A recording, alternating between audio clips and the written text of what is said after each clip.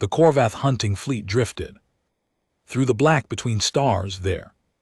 Ship sleek and dark, designed for pursuit. Commander Thrax stood on the observation deck of his flagship, the Devourers. Fang, watching the distant point of light that represented their prey, his mandibles clicked together in satisfaction. 3 cycles of tracking, 3 cycles of watching the human vessel stumble through space, unaware of the predators circling them. The Corvath had hunted 1,000 species across 1,000 worlds. Each new prey brought its own flavor of terror, its own unique response to the chase, but humans were different. Their ship was a relic, no visible weapons, no military escorts.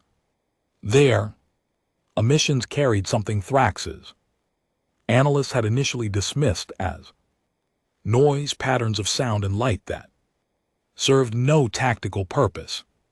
His science officer had explained it was something called music and art. Their transmissions indicate they are a peaceful species, the science officer had reported. They explore rather than conquer. They possess no known defensive capabilities. Thrax had laughed then. The best prey always thought they were safe. Now, as his fleet closed the distance, he studied the human vessel on his display. The Corvath had perfected the art of the hunt over millennia. They didn't just kill, they studied, they understood, they appreciated the moment when prey realized its doom. Every species had a breaking point. Some surrendered, some fought with desperate, pointless bravery, some simply froze. What would humans do? Commander, we are within boarding range, his tactical officer announced. Shall we initiate the capture pattern? Thrax waited. He wanted to feel the moment, to taste the anticipation that had made his species the dominant predators of this sector. The humans had no idea. Their ship continued on its course, oblivious to the death that approached. Initiate, Thrax said. The Corvath ships moved as one coordinated strike that had never failed. 8 boarding pods launched from the fleet, each carrying a dozen elite hunters. They would breach the human vessel at multiple points, creating confusion, fear, chaos, the perfect environment for prey to reveal their true nature. Thrax watched the pod streak toward the human ship. On his display he could see the humans' internal sensors finally detect the attack. Their ship's trajectory shifted. Too late, too slow. Panic response, standard prey behavior. Audio channels, Thrax commanded. The ship speakers crackled to life, carrying the human transmissions. He expected screams, begging, the sound of a species realizing its extinction had arrived. Instead he heard music, a rhythmic pattern of sounds that seemed utterly inappropriate for the moment. Commander, the humans have stopped their engines, his tactical officer reported. They are broadcasting a request for communication. Thrax's mandibles clicked in amusement. They wanted to negotiate. How predictable, how weak. Patch it through, he said. The human face that appeared on his display was female. Thrax had studied enough human biology to recognize the gender. She had dark hair pulled back from a face that showed no fear. No, that wasn't right. There was something else in her eyes, something Thrax couldn't identify. I am Commander Helena Vance of the Human Vessel Explorer's Hope, she said. You are in violation of human space. Identify yourself and state your intentions. Thrax had heard many first contact demands from prey species. They always came from a position of weakness, hoping reason would save them from violence. This one was different. Her tone wasn't pleading, it was informing. I am Commander Thrax of the Corvax. Hunting fleet, he replied. You have been selected as prey. Your vessel will be boarded and your crew harvested for the hunt. You have one rotation to prepare yourselves for the challenge. He expected her to break, to beg, to offer anything in exchange for mercy. Instead, she looked at him with that strange, unidentifiable expression and nodded. We understand, she said, but before you board, I should inform you that you are making a mistake. Thrax laughed. The sound was harsh, grating, the predatory laugh of a species that had never lost a hunt. Mistake, you are prey, weak, soft. We have hunted 1,000 species. You offer nothing we haven't seen before. The human commander smiled. It wasn't a smile of fear or submission. It was the smile of someone who knew something you didn't. We'll see, she said. We'll see. The transmission ended. Thrax stared at the blank screen, feeling something he had never experienced while hunting. Doubt, the briefest flicker of uncertainty before his training, reasserted itself. Board them, he ordered. Bring me the commander alive. I want to hear her scream when she realizes what she is. The boarding pod struck the human vessel. With surgical precision, Thrax watched his hunters breach the hull, their weapons ready, their predatory instincts sharp. The humans would fight, of course, they always fought, but the Corvette had never lost a boarding action against a species this primitive. The first reports came back: confusion in the corridors, strange defensive positions that made no tactical sense. And then, Commander, we have secured the bridge, his lead hunter reported. But the humans are there, not resisting. They're surrendering. Thrax frowned. Surrender was unusual. Most prey fought until they died. Some hidden instinct drove them to resist. But humans were just stopping. Bring them to the Fang, he ordered. All of them. The prisoners began arriving in his flagships holding bay, humans in various states of distress, but none of them showing the terror he expected. They huddled together in groups, speaking in low tones occasionally, pointing at his warriors, but they weren't afraid. They were calculating, watching, waiting.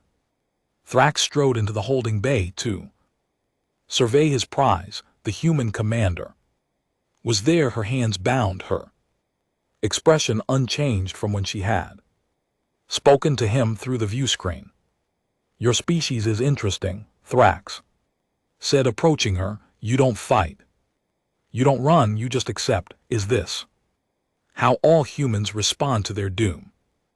Commander Vance looked up at him, and for the first time he saw something shift in her eyes. It wasn't fear, it was pity. You don't understand what you've done, she said quietly. You think you've captured us. You think this is a hunt. She shook her head. You've just declared war on the wrong species. Thrax leaned close, his mandibles inches from her face. You are prey, nothing more, nothing less. Your threats mean nothing. But even as he spoke, the doubts returned. The human vessel had stopped broadcasting its music. The captured humans had stopped speaking, and on the long-range sensors of his fleet, something was happening. Something he couldn't explain. Tens of thousands of human ships were converging on his position, and they weren't retreating. The holding bay of the Devourer's Fang hummed with the low frequency of the ship's engines. The Corvette had designed their vessels to be intimidating, every surface sharp and angular, every light harsh and unforgiving. The humans huddled in the center of the bay, surrounded by armed guards, but Commander Thrax noticed something strange about their posture. They weren't afraid of the guards, they were afraid of something else, something Thrax couldn't see. Separate them, Thrax ordered. I want the commander in interrogation chamber. 3. His warriors moved to comply, grabbing the human female and dragging her away from the others. The other humans watched, but they didn't cry out or protest. They simply watched. Their eyes tracked his movements with an intensity that made his carapace itch. Thrax ignored the feeling. He followed his warriors to the interrogation chamber, a room designed to break the will of any prey species. The walls were covered in images of Korvath victories, the floor stained with the fluids of 1,000 captives who had been broken here. Commander Vance was strapped to a chair in the center of the room. Her expression remained calm, almost bored. As Thrax entered, "Your people," Thrax began, circling the chair. "They don't fight, they don't resist. This is not the behavior of a species that deserves to survive." The commander's eyes followed him. "You think survival is about fighting. I think survival is about strength. My species hunts, yours hides. The universe respects predators, not prey." She laughed. It was a soft sound, almost warm, completely inappropriate for the situation. "You know nothing about humans. You see us surrendering, and you think we're weak. You see us talking, and you think we're desperate, but we're not doing any of that. Then what are you doing?" Her eyes met his. "We're giving you a chance." Thrax paused. The confidence in her voice was unsettling. This was not the fear of prey. This was the certainty of someone who knew exactly how the situation would end. A chance for what? To survive. He moved closer, his claws extended, ready to demonstrate exactly what happened to prey that threatened the hunter. But before he could act, the ship's alarms blared. Red light flooded the chamber, and Thrax's communication implant crackled to life. "Commander, we have incoming vessels. Hundreds of them, thousands. They're coming from every direction." Thrax's mandibles clicked in frustration. "Show me." The wall display flickered, revealing the space around his fleet. The image made his blood run cold. Human ships, dozens, then hundreds, then thousands, were emerging from subspace. They appeared in patterns that made no tactical sense, but they all converged on his fleet with terrible purpose. "This is impossible," Thrax breathed. "Your species doesn't have this technology. Your ship was primitive. We studied it. That's what we wanted you to think." Vance said quietly. "The Explorer's hope wasn't a research vessel. It was bait." Thrax spun to face bait. "We've been tracking your species for 3 cycles. We knew you were coming. We knew what you did to the Vethari and the Krell and the 12 other species you hunted to extinction." Her voice hardened. "We decided you needed to be stopped. Your prey, soft, weak, pathetic prey. You can't stop us." Vance smiled again, and this time Thrax understood what he saw in her eyes. It wasn't pity, it was patience. The patience of a species that had already won and was simply waiting for the opponent to realize it. "Thrax," she said, using his name for the first time, "we didn't come here to fight you. We came here to show you what happens to predators who target humans."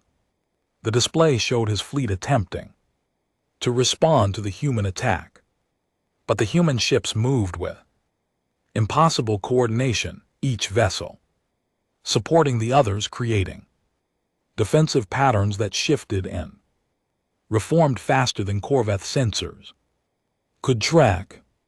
Our ships, Thrax said, watching his fleet being systematically dismantled. How can your ships? We don't fight like you do, Vance explained. You hunt alone, each ship independent. Each warrior fighting for personal glory. We fight as a unit, every ship's shields are linked, every weapon's targeting is shared. What one ship sees, all ships see. What one ship feels, all ships feel. Thrax watched his flagship sensors display a detailed breakdown of the human attack pattern. It made no sense. Each ship was vulnerable individually, but together they created something greater than the sum of their parts. His fleet, designed for individual duels and hunts, couldn't adapt to the human coordination.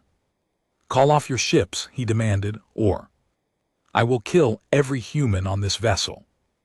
Vance's smile didn't waver. You could kill all of us right now, and it wouldn't matter. Every ship in this fleet has been programmed with two orders. First, if we don't give a signal every cycle, they destroy you and everything you've ever built. Second, if you manage to survive, the humans you've hunted will become martyrs that unite our entire species against yours for the next 1,000 years. Thrax stared at her. You would sacrifice yourself?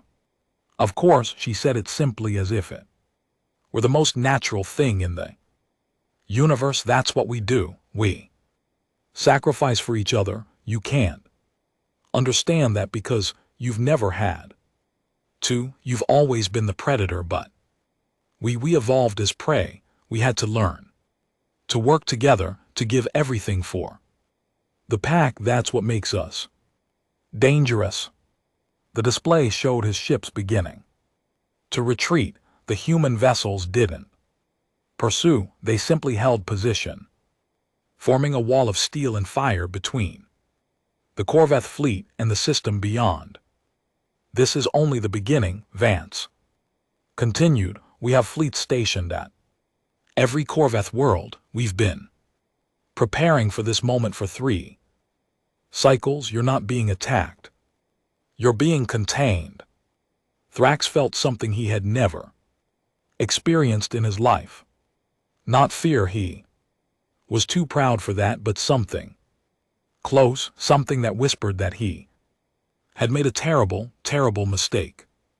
What do you want? He asked finally. Surrender, Vance said. End the hunting. Cease your attacks on every species. You've terrorized, return the lands. You've stolen, or we will do what we've always done. Her eyes locked with his. We will adapt, we will overcome, and we will make sure you never hunt again. Outside, the human fleet waited. Inside, Thrax faced a prey species that had somehow become the predator, and for the first time in his long life, he had no idea what to do next. The Corvette fleet retreated to a defensive formation, their ships pulling back from the human blockade. Commander Thrax watched the tactical display with growing unease. The humans had not pursued, but they had not withdrawn either. They simply waited, their ships forming a perfect sphere around his fleet, each vessel positioned to support the others in patterns that his tactical officers could not decode. My lord, his science officer said, approaching with trembling mandibles. We've detected a transmission from the human vessel. It's strange. Show me. The display flickered, showing the captured human ship broadcasting across all frequencies. The message was a simple mathematic sequence repeating in a pattern that seemed almost hypnotic. Thrax's translation systems worked on it. for several moments before delivering the decoded message. Attention all human FORCES the K. HORVATH have a TTSCKED. Execute Protocol Serpent. I repeat.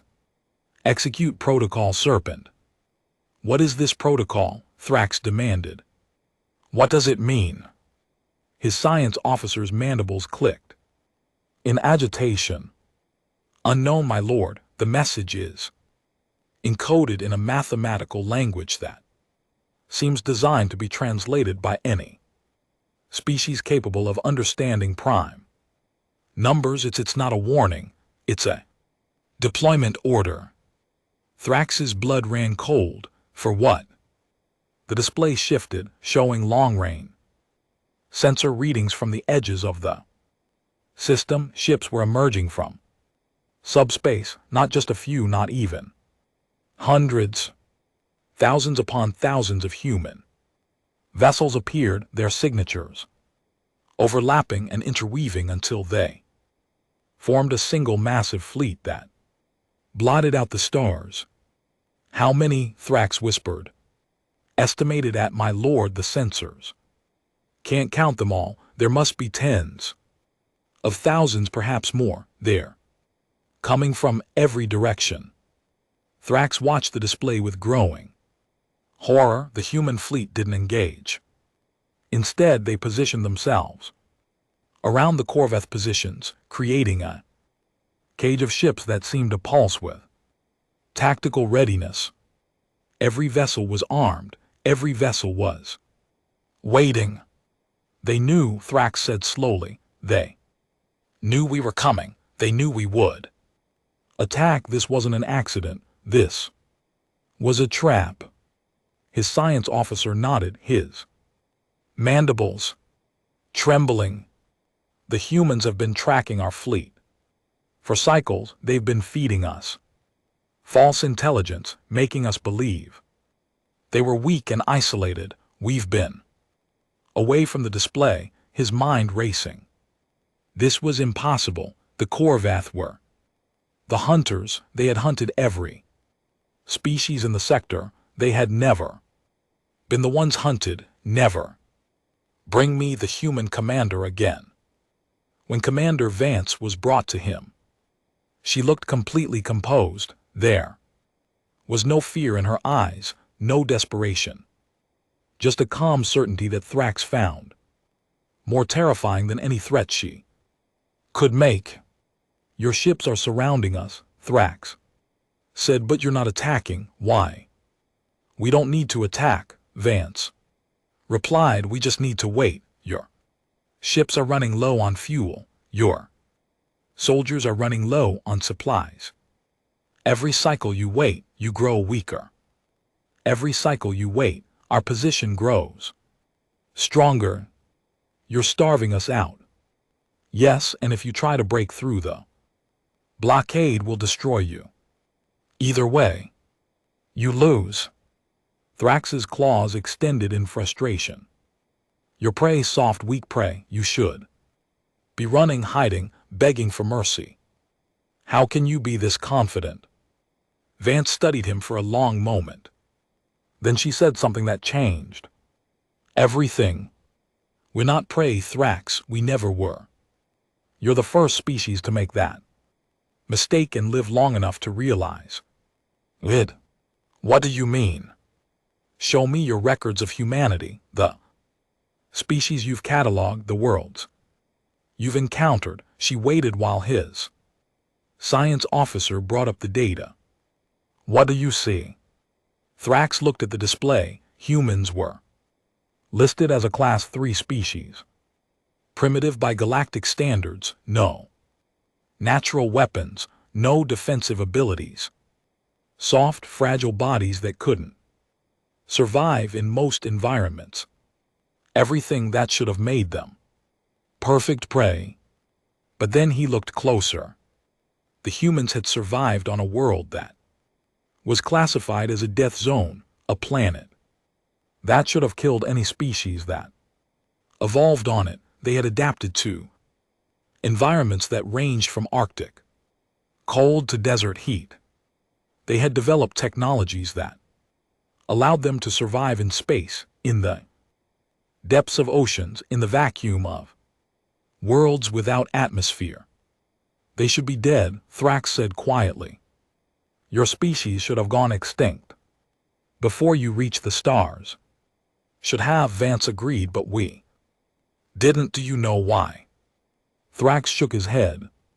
Because we're the most persistent predators in the galaxy, Vance explained. We don't have claws or fangs or natural weapons. We have endurance. We can follow prey for days without stopping. We can track it across continents, across oceans, across worlds, and when we find it, we don't give up. We keep going. We keep hunting. We keep fighting until the prey is dead. Or we are. Thrax stared at her. You're predators. We're the predators that other predators fear. We've hunted every species that ever threatened us. We've adapted to every environment that ever challenged us. We've survived every extinction event that ever faced us. She leaned forward, her eyes intense. Your species came here thinking you were the hunters, but you're just another threat we have to overcome, just another species that will learn the hard way. Thrax felt something shift in his understanding. For centuries, the Corveth had believed they were the apex hunters of the galaxy. They had never encountered a species that didn't fit them. They had never faced a species that fought back with this level of coordination and intelligence. We could kill you, Thrax said, his voice barely a whisper. Right now in this room, we could end your life and show your species what happens when they fight the Corveth. You could, Vance agreed, and then my species would hunt yours for the next 1,000 years. They would find every world you've ever colonized. They would destroy every fleet you've ever built. They would make sure the Corveth never hunted again. Your species is weak. They don't have the resources to fight a war on that scale. Vance smiled again, and this time Thrax saw the truth in her eyes, the truth that changed everything.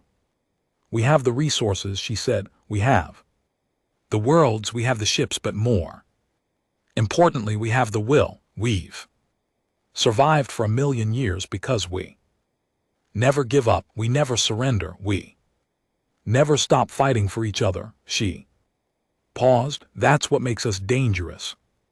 Not our weapons, not our ships, our determination. Thrax looked at her for a long moment. Then he turned away, his mind racing with possibilities and fears he had never experienced before. Take her back to the holding bay, he ordered, and prepare my flagship for an emergency hyperspace jump. His science officer looked up in shock. My lord, we're retreating. We're gathering intelligence, Thrax replied. We need to understand what we're facing. We need to understand how a species this weak can be this dangerous. He paused, turning back to face the human commander, and we need to understand how to kill them all. But even as he said the words, he knew they wouldn't work. Something fundamental had changed. The hunters had become the hunted, and nothing in the universe would ever be the same again. The Corveth fleet attempted to break through the human blockade with surgical precision. Commander Thrax had ordered his ships to concentrate their fire on a single point in the human formation, hoping to create a gap large enough for his fleet to escape. The humans responded with something unexpected. They didn't try to reinforce the point being attacked. Instead, they opened fire on their own ships. What are they doing? Thrax demanded, watching the display in disbelief. They're destroying their own vessels. His tactical officer studied the sensor. Readings, no my lord, they're there. Sacrificing them, they're sending damaged ships into our fleet and detonating their reactors. Thrax watched in horror as human vessels damaged beyond repair turned their remaining power into weapons of mass destruction. They weren't trying to survive, they were trying to ensure that neither side survived. The Corvith fleet caught in the blast radius of dozens of exploding ships was being torn apart. This is insane, Thrax breathed. They're killing their own people. Look at the human fleet, his science officer said, pointing at the display. They're not retreating, they're not even pausing. Every ship that explodes is replaced by two more. They have reserves, my lord. They're willing to lose ships because they know they have more. Thrax watched the human fleet continue its assault. It was true for every ship that exploded, two more appeared from subspace. The humans were losing vessels, but they were gaining tactical advantages with every loss. Their enemies, the Corvith, had no replacements, no reinforcements, no reserves. All ships retreat to defensive formation. Thrax ordered, we need to regroup, we need to analyze their tactics.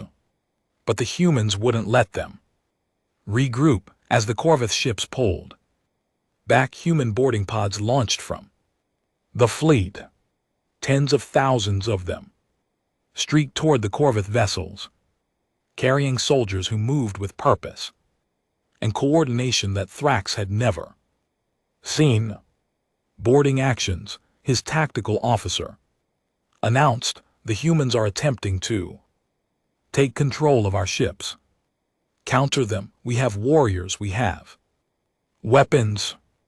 His officer's mandibles clicked in frustration. My lord, the human boarding parties they're not trying to fight us, they're trying to disable our ships. They're targeting engines, weapon systems, everything that makes us combat effective. Thrax watched the display as human soldiers poured into his fleet. They moved with a purpose that was almost frightening. They didn't fight for personal glory or honor. They fought for each other. They covered each other. They sacrificed themselves to ensure their comrades survived. Commander, we have a boarding party approaching the Fang, his tactical officer warned. They're going to try to take control of the ship. Thrax's claws extended in readiness. Let them come, we'll show them what happens to prey that invades a hunter's nest. The human boarding party breached the flagship's hull 20 cycles later. Thrax watched on his internal sensors as they fought their way through the corridors, leaving a trail of Corveth bodies in their wake. They didn't stop. They didn't hesitate. They didn't show any sign of fear. Commander, his science officer called out, one of the boarding parties is approaching the bridge. They're only 3 levels away. Arm yourselves, Thrax commanded his warriors gathering around him. We fight to the death. The doors to the bridge exploded inward, and humans poured through the gap. They were strange creatures, soft and fragile-looking, but they moved with a deadly efficiency that Thrax had never seen. They took down his warriors with energy, weapons and kinetic rounds, each shot placed with impossible precision. Thrax fought them personally. He killed 3 humans with his claws, watching them fall with satisfaction. But there were always more. They kept coming, wave after wave, until Thrax found himself backed against the command console, his warriors dead or dying around him. A human soldier approached him, his weapon raised. He was young Thrax, Thought barely passed his first maturity cycle, but his eyes held a cold determination that Thrax recognized from the commander. This wasn't fear. This was focus. It's over, the human said. Your fleet has surrendered. Your ships are either disabled or destroyed. You have no reinforcements coming. No allies, no hope. Thrax looked around the bridge. His warriors were dead. His ships were disabled. His fleet was in ruins. The humans had won. What are you going to do with me? He asked. The human soldier smiled. It was a strange smile, almost friendly, completely inappropriate for the situation. We're going to take you to Commander Vance. She wants to talk to you. And then the human smile faded. I don't know. We'll see. He gestured with his weapon. Move. Thrax moved. He had no choice. Humans had taken everything from him. His warriors, his ships, his pride. He was a broken creature led through the corridors of his own ship by the prey he had hunted. When he reached the holding bay where his human prisoners were being held, he saw them for the first time. They were not afraid. They were not sad. They were watching him with expressions that he didn't understand. Take him, Commander Vance said. Stepping forward, bring him to the observation deck. Thrax was led through the ship, past his fallen warriors, past the destruction the humans had wrought. When he reached the observation deck, he looked out at the space beyond. The human fleet surrounded his remaining ships, their weapons trained on his people. Every Corvette vessel was damaged. Every Corvette soldier was either dead or captured. You wanted to hunt us, Vance said quietly. You wanted to prove that your species was superior to mine. You thought we were soft, weak, easy prey. Thrax's mandibles clicked into feed. Yes, you were wrong. Yes, we're going to give you a choice, Vance continued. You and your people, you can surrender, accept our terms in life, or you can fight, continue this war, and die. Thrax looked out at the human fleet. Thousands of ships, tens of thousands of soldiers, a species that had just proven itself capable of anything. I surrender, he said. My fleet, my people, everything. Vance nodded. Good, we have much to discuss.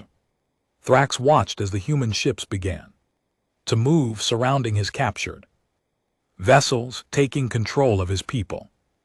He had lost, he had been hunted, he had been beaten. But as he looked at Commander Vance, he saw something in her eyes that he didn't understand. Pity, not triumph, not victory, pity, and something else. Something that made him wonder. What do you want from us? He asked. What's the price for my people's lives? Vance looked at him for a long moment. Then she said something that changed everything. We want to show you who we really are. She said, we want to show you what humanity built. The Corvath prisoners were taken to a human medical facility, a vast space station that orbited a dead planet. Commander Thrax was separated from his people and brought to an observation room where he could watch the humans work on his captured soldiers. They're healing them, Thrax said in disbelief. Your people are healing my people.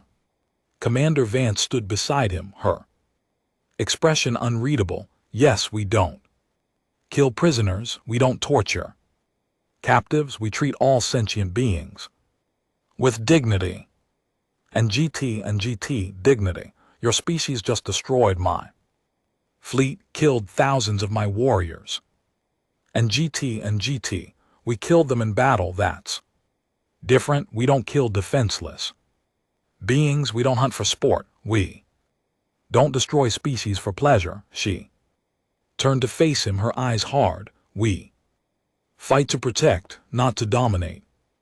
And GT, Thrax stared at her. He had never encountered a species that thought this way. The Corveth hunted because they could, they killed because it was their nature. The concept of mercy was foreign to them, completely alien. And GT, I don't understand, he admitted. Your species evolved as predators.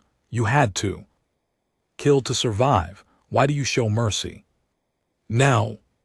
And GT, Vance looked at him for a long moment. Then she made a decision. Come with me, she said. I want to show you something. She led him through the medical facility, past rows of injured Corveth who were being treated by human doctors. She led him to a small room with a single seat and a large display. Sit, she commanded. And GT, Thrax sat. The display flickered to life, showing images of Earth, the human homeworld. Thrax had seen images of it before during the initial reconnaissance, a blue-green world covered in water and life. But the images that followed showed something else: wars, famine, extinction. Events the humans had nearly destroyed themselves many times. They had fought wars that had killed billions. They had poisoned their atmosphere, destroyed their ecosystems, driven countless species to extinction. And then something changed. The images shifted to show humans working together, rebuilding their world, healing their environment, working to protect the species that survived. We nearly destroyed ourselves, Vance said quietly. We were predators just like you. We killed everything we could.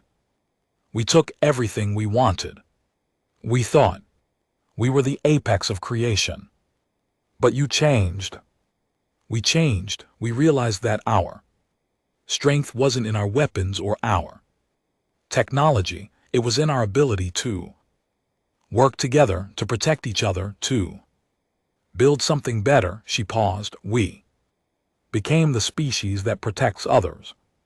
Not because we're weak, but because we're strong enough to make that choice.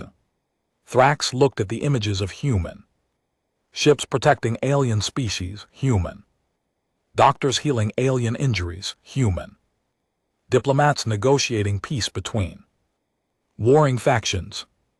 You're not predators, he said slowly. You're guardians. We're whatever we need to be. If you threaten us, we become predators. If you need us, we become protectors. We adapt. We change, we survive. Thrax looked at the display, his mind racing. He had been wrong about so many things. Humans weren't prey. They weren't even predators. They were something else entirely, something the Corveth had never encountered. But you still have weapons, Thrax said. You still fight, you still kill.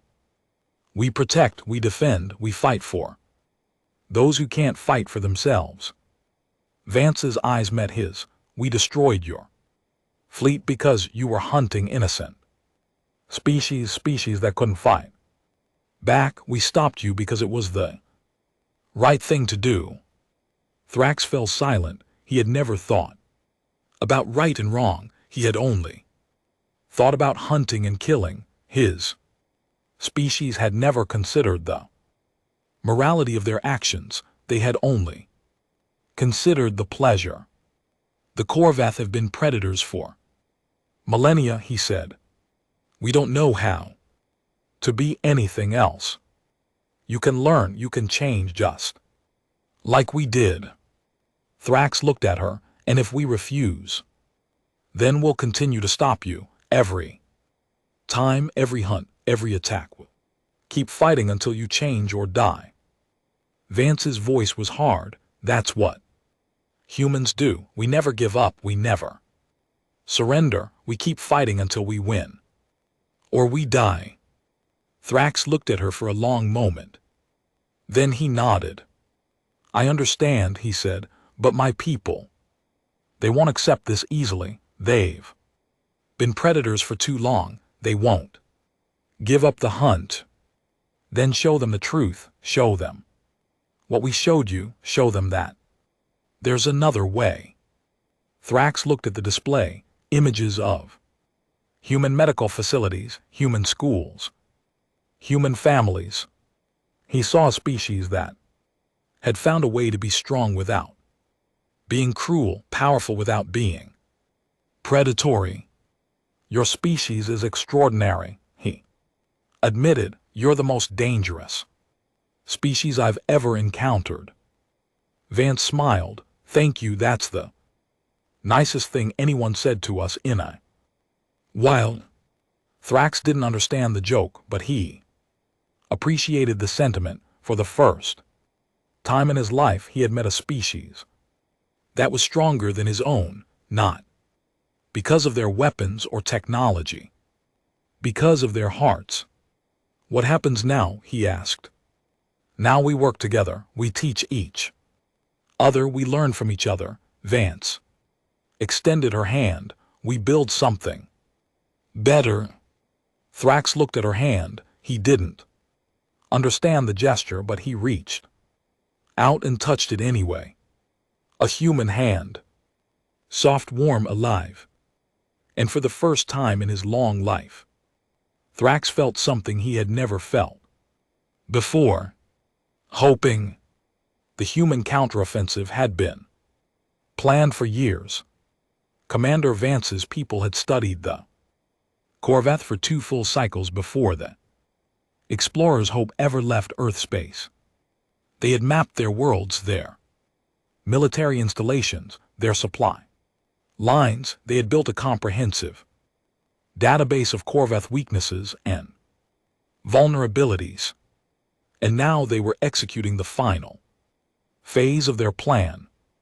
Thrax watched from the observation deck of the human flagship as dozens of human strike teams descended on Corvette worlds. They didn't attack military installations directly. Instead, they targeted supply depots, communication hubs, command centers.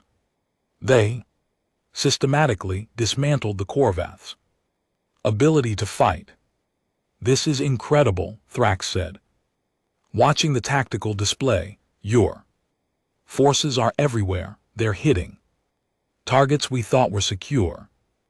Commander Vance nodded. We've been planning this for a long time. We knew we couldn't fight your species directly. We had to find other ways to win. How did you find our vulnerabilities? Our worlds are secret. Our military installations are hidden. Vance smiled. We didn't find them. You gave them to us. Thrax's mandibles clicked in confusion. What do you mean? Your hunters, the ones who captured us. They transmitted everything. Their route, their ship positions, their communications codes. We tracked their transmissions and mapped your entire empire. She paused. You told us exactly where to strike. Thrax stared at her. It was true. The Corvette had always been proud of their hunters, their warriors, their ability to track prey across the galaxy. But they had never considered that their prey might be tracking them. Your species is brilliant, Thrax said. You turned our own tactics against us. We adapted. That's what we do. We learn from our enemies. We find weaknesses. We exploit them. Vance's eyes hardened. We don't fight fair. We fight to win. Thrax watched the display as human ships continued their assault. Corvette worlds were falling one by one. Military installations were being destroyed. Supply lines were being cut. The Corvette empire was being dismantled piece by piece. The other species, Thrax said slowly. The ones we hunted, what's happening to them? Vance smiled. We're freeing them. Every species your people conquered is being liberated. Every world your warriors enslaved is being returned to its rightful owners. We're not just fighting your species, we're building something new. Thrax felt a strange sensation in his chest. It took him a moment to recognize it. It was pride, not in his own species, but in the species that had defeated them. Your people are remarkable, Thrax said. You're building a coalition of species. Species that were once enemies, species that would have killed each other. We're building a family, Vance corrected, a community, a group of species that protect each other, that fight for each other, that sacrifice for each other. Thrax looked at her. You would sacrifice yourself for a species you've never met. Of course, that's what it means to be human. Thrax fell silent. He had never understood the concept of sacrifice. The Corvith had always been predators, always taking, always consuming. They had never given anything. They had never protected anyone. They had never loved anything. Your species has changed me, Thrax admitted. I never thought I could feel this way. I never thought I could respect an enemy. We're not enemies anymore, Vance said softly. We're allies, partners, friends. Thrax looked at her, his mandibles clicking in a gesture that the humans had learned meant surprise. Friends. Yes, friends. Vance extended her hand. Partners in building something better, something greater. Thrax reached out and touched her hand. It was a strange gesture, but he was beginning to understand it, a symbol of trust, a symbol of unity. The Corvath won't accept this easily. Thrax said, we've been predators for too long. We don't know how to be anything else. You can learn, you can change, just like we did. Thrax looked at her, the human who had defeated him, the human who had shown him mercy, the human who had shown him hope. I will try, Thrax said. I will try to change my people, to show them that there's another way. Vance smiled. That's all I ask. Thrax turned back to the display, watching the human forces continue their assault. For the first time in his life, he didn't feel like a predator. He didn't feel like a hunter. He felt like something else, something new, something that was only beginning to understand the meaning of compassion. The Corvath homeworld was under human control. Commander Thrax had been brought back to his own planet, his own capital city, to witness the change. The humans had occupied every major world. The Corvath Empire, their soldiers stationed in every city, their ships orbiting every planet. This is the end, Thrax said to Commander Vance as they walked through the Capitol building. The end of the Corvath Empire. No, Vance corrected, the end of the Corvath predation, the end of your species cruelty, but not the end of your people, not the end of your civilization. Thrax looked at her. What do you mean? We're not going to destroy your people. We're going to help you change. We're going to teach you how to be better. We're going to show you how to build something new.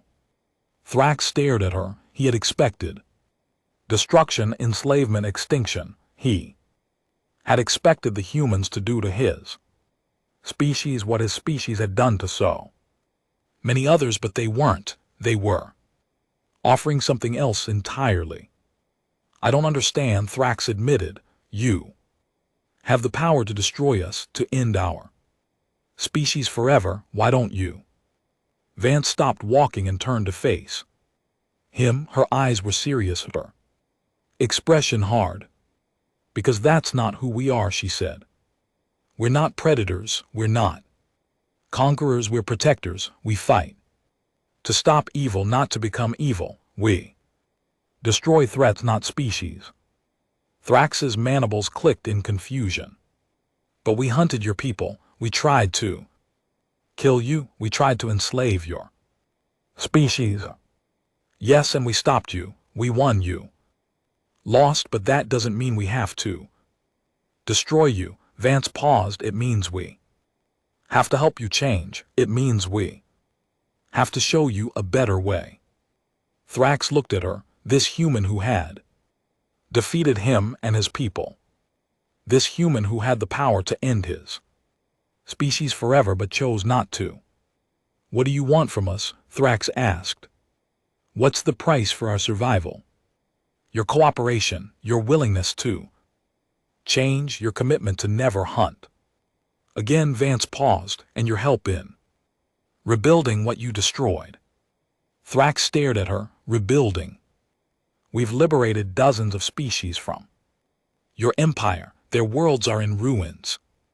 Their civilizations are shattered. They need help. They need resources. They need protection. Vance's eyes hardened. Your people are going to provide that help. Your people are going to rebuild what they destroyed. Your people are going to become part of the solution instead of the problem. Thrax felt a strange sensation in his chest. It took him a moment to identify it. Hope, pure, untainted hope. We can do that, Thrax said slowly. We can help rebuild. We can change. I know you can. Vance extended her hand. That's why I'm offering you this chance. That's why I'm not destroying your species. Thrax reached out and touched her hand. A symbol of trust, a symbol of unity, a symbol of a new beginning. I accept, Thrax said. I accept your terms. I accept your mercy. I accept your friendship. Vance smiled. It was a warm smile, the smile of a species that had learned to be strong without being cruel. Welcome to the coalition, she said. Welcome to the family. Thrax looked at her, this extraordinary human who had shown him a better way. For the first time in his life, he felt like he was part of something bigger than himself, something greater than his species, something more important than the hunt. What happens now? He asked. Now we work together, we rebuild, we heal, we grow. Vance paused. We become something new. Thrax nodded. He could see the future stretching out before him, a future that was brighter and better than anything he had ever imagined, a future where his people weren't predators, a future where his people were protectors, a future where his people were human. The transformation of the Corveth Empire took 5 cycles, 5 cycles of hard work, painful change, and difficult growth. Commander Thrax watched his people transform from predators into protectors, from hunters into builders, from enemies into allies. The human coalition grew with every cycle. Species that had once been hunted by the Corveth joined the alliance, bringing their unique strengths and perspectives. The Vethari with their incredible engineering skills, the Krell with their ancient wisdom, the Tessari with their advanced medical knowledge, and the humans with their unwavering determination.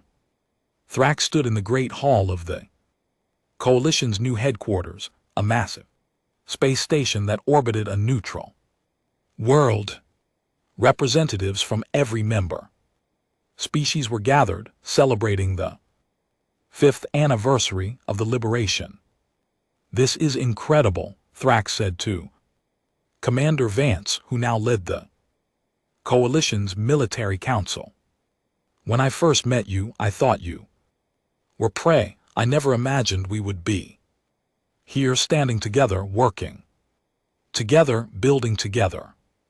Vance smiled. That's what we do, we bring people together, we build coalitions, we create families. Thrax looked around the hall. Species that had once been enemies were now friends. Species that had once fought each other were now allies. Species that had once been predators were now protectors. You changed everything, Thrax said. You changed the galaxy. You changed my people. You changed me. We didn't change you, Vance corrected. We showed you the way. You change yourselves. You chose to become better. You chose to be different. Thrax nodded. It was true. The Corvette had made a choice. They had chosen to embrace the human way. They had chosen to become protectors instead of predators. What's next? Thrax asked. What does the future hold? Vance looked out the viewing port at the stars beyond. The future holds challenges. We'll face new threats, new enemies, new species that don't understand us, but we'll face them together as a family, as a coalition, as something greater than the sum of our parts. Thrax looked out at the stars. The galaxy was vast, filled with dangers and wonders and countless mysteries, but for the first time in his life, he felt prepared to face them. Not because of his claws or his weapons, because of the people around him, because of the species that had saved him. We're not prey, Thrax said quietly. We never were. We're something else. Something better, something new. Vance turned to look at him. What are we? Thrax looked at her. This human who had changed everything. This human who had shown him a better way. This human who had become his friend. We're humanity, Thrax said. All of us, every species that fights for justice, every species that protects the weak, every species that builds instead of destroys. We're humanity. Vance smiled. Yes, we are. They stood together in the great hall. Predator and prey, hunter and hunted, enemy and friend. They stood together as something new, something better, something that would change the galaxy forever. And beyond the viewing port, the stars waited, filled with wonders and dangers, and countless species that had yet to learn what humanity meant. But they would learn. They would all learn, because humanity was coming. Humanity was everywhere. Humanity was the future.